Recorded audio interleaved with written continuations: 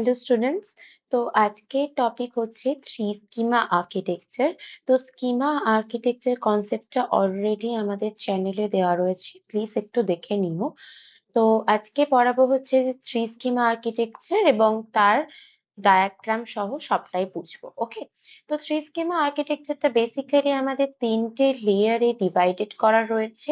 যেরকম আমরা three tyre আর্কিটেকচারে দেখেছিলাম যে তিনটে লেয়ারে ডিভাইড করা রয়েছে, ঠিক সেরকমই কিন্তু থ্রি স্কিমাটাও কিন্তু আমাদের তিনটে লেয়ারে ডিভাইডেড করা রয়েছে। তো তিনটে লেয়ার কি কি রয়েছে? আমাদের ফার্স্ট লেয়ার হচ্ছে ভিউ লেভেল, অ্যান্ড সেকেন্ড হচ্ছে আমাদের logical level, and third one হচ্ছে আমাদের ফিজিক্যাল লেভেল। ওকে, তো এই তিনটে লেয়ারকে কেন এইভাবে ডিভাইড করেছে থ্রি স্কিমা আর্কিটেকচার, বা কেন এই কনসেপ্টটাকে অ্যাপ্রোচ করা হয়েছে, সেগুলোকে আগে একটুখানি বেসিকটা জানি। ওকে, তো ফার্স্টে হচ্ছে থ্রি স্কিমা আর্কিটেকচারের মেন মোটিভ হচ্ছে আমাদের data independence, data independence or data abstraction. Data abstraction.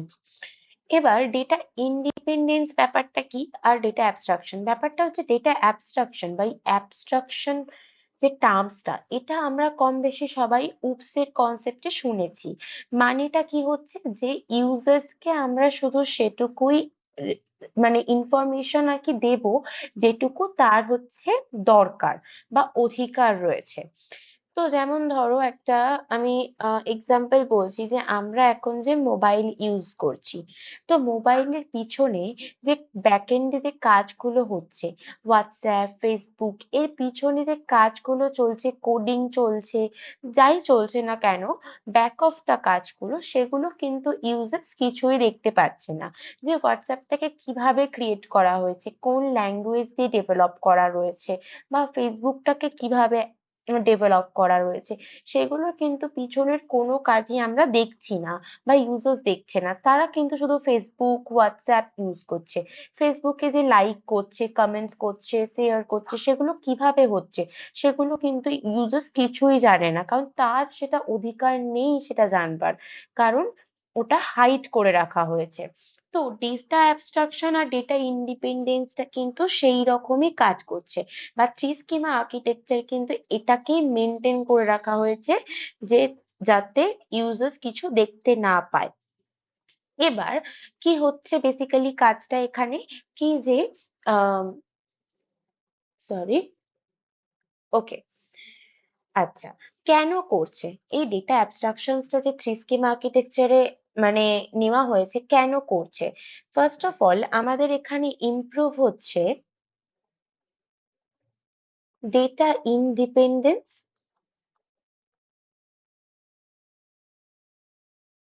Data independence means, এটা বোঝাতে চাইছে যে, একটা এক্সাম্পল নিয়ে বলি, যে স্টুডেন্ট আর টিচারের মধ্যে, ওকে, স্টুডেন্ট পোর্টাল দিয়ে, ধরো কলেজের কোনো স্টুডেন্ট পোর্টাল দিয়ে একজন কেউ স্টুডেন্ট লগ ইন করেছে। ওকে, তো স্টুডেন্টটা যখন পোর্টালে লগ ইন করছে, সে কি দেখতে পাচ্ছে? তার স্টুডেন্ট আইডি দেখতে পাচ্ছে, তার কখন কি ক্লাসেস রয়েছে, হলিডেজ রয়েছে, সে কত মার্কস পেয়েছে, কে কোন সাবজেক্টে, সেইটা দেখতে পাচ্ছে। এবার টিচার্স কি দেখতে পাচ্ছে? টিচার্স তার আইডি দেখতে পাচ্ছে, তার কখন কি ক্লাস রয়েছে, স্যালারি কত ঢুকছে, বা তার সে কত মার্কস দিচ্ছে কোন স্টুডেন্টস কে। তো সেই ধরনের রিলেটেড ডেটা সে দেখতে পাচ্ছে। তো কি হচ্ছে, যেটা যার দেখার, ইন্ডিপেন্ডেন্স মিন্স এটাই বোঝাতে চাইছে, যে যেটা যার দেখার সে কিন্তু সেটাই দেখছে। স্টুডেন্ট যেমন টিচারের জিনিস দেখতে পাচ্ছে না, সেরকমই কিন্তু টিচারও কিন্তু স্টুডেন্টস এর জিনিস দেখতে পাচ্ছে না প্রপার। জাস্ট মার্কসটা নিয়ে কিন্তু এরা দুজনে রিলেটেড রয়েছে, তাই তো। তো ডেটা ইন্ডিপেন্ডেন্স ইমপ্রুভ করছে। তারপর এনহ্যান্স করছে আমাদের কি, সিকিউরিটিটাকে। এনহ্যান্স সিকিউরিটি, যা যাতে যদি ইউজার্স যদি কোনো ব্যাক অফ দ্য কাজ দেখতে না পায় বা ডিরেক্টলি যদি ডেটাবেসকে অ্যাক্সেস না করতে পারে, তাহলে কিন্তু আমাদের সিকিউরিটি ইজ হাই। সেটা আমরা অলরেডি 2 টায়ার 3 টায়ারে আমরা ডিসকাস করেছি, তাই তো? আরো কি করছে, আমাদের ডেটা ম্যানেজমেন্টে কিন্তু খুব হেল্প করে। ওকে, তো এই জিনিসগুলো কিন্তু আমাদের থ্রি স্কিমা আর্কিটেকচারের মেইন একদম মোটিভ। ওকে, তো এবার আমরা ডায়াগ্রামটা দেখি। ওকে, এটা হচ্ছে আমাদের থ্রি স্কিমা আর্কিটেকচারের ডায়াগ্রাম, যেখানে আমরা দেখতেই পাচ্ছি first layer, second layer and the third layer, তিনটে লেয়ারে ডিভাইডেড করা রয়েছে। তো প্রত্যেকটা লেয়ারে কি কি কাজ হচ্ছে সেগুলো একটু জানি আমরা। তো ফার্স্ট আমাদের কি আসছে, এক্সটার্নাল স্কিমা, বা যেটাকে আমরা ভিউ লেভেল বলছি। মানে আচ্ছা, আরো এক্সাম্পল দিই আমি সহজে, যে থ্রি টায়ার আর্কিটেকচার আমরা ওখানে পড়েছি ডিটেলসটাতে, যে আমরা ইউজার্সরা কি করছি, এপিআই এর থ্রু দিয়ে কিন্তু এন্ট্রি করছি, তাই তো? আমাদের যে একটা এক্সটার্নাল যে স্কিমা থাকতে হবে বা ভিউ লেভেল থাকতে হবে, যেটা রিপ্রেজেন্ট করবে, সেটা কিছু তো একটা সোর্স টাইপ। তো সেটা হচ্ছে আমাদের কি, এপিআই বা অ্যাপ্লিকেশন ইন্টারফেস। তো ইউজার্স কি করছে, এক্সটার্নাল স্কিমার থ্রু দিয়ে আসছে, ভিউ লেভেলের থ্রু দিয়ে আসছে। সে কি দেখছে, সে শুধুমাত্র ডেটা দেখছে, বা আমরা বলতে পারি টেবলস দেখছে।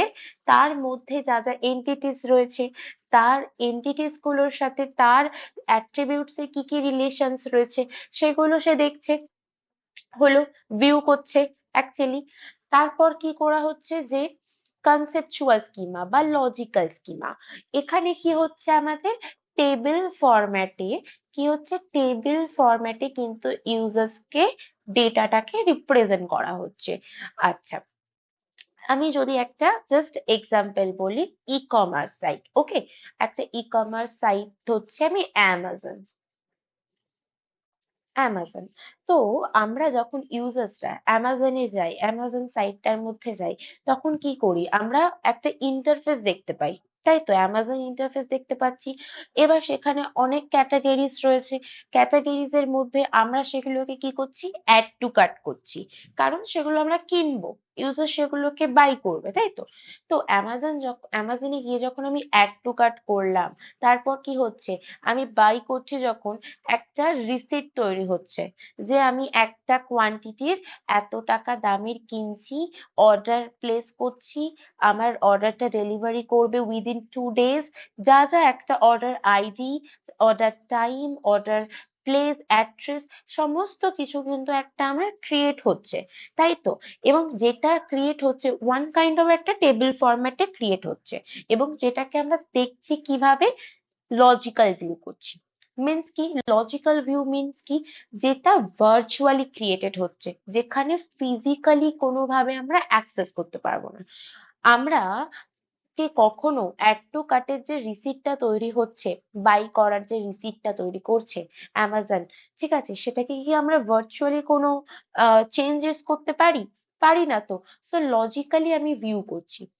তো কনসেপচুয়াল স্কিমাতে কি করছে, একটা ইউজার্সকে টেবিল ফরম্যাটে দেখানো হচ্ছে, রিলেটেড ডেটাগুলোকে শো করা হচ্ছে, তার ডেটাগুলোর রিলেশন গুলোকে শো করা হচ্ছে, এন্টিটিস গুলোকে শো করানো হচ্ছে।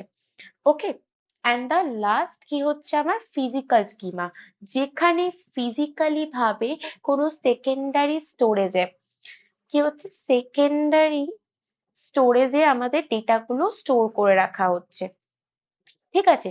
সেটা হার্ড ডিস্ক হতে পারে, কোনো ক্লাউড স্টোরেজ হতে পারে, যে কোনো ডিভাইস হতে পারে, যে কোনো জায়গা হতে পারে, সেটা যে কোনো ফরম্যাটে থাকতে পারে, ডিফারেন্ট ফরম্যাটসে থাকতে পারে, ডিফারেন্ট লোকেশনে আমার থাকতে পারে।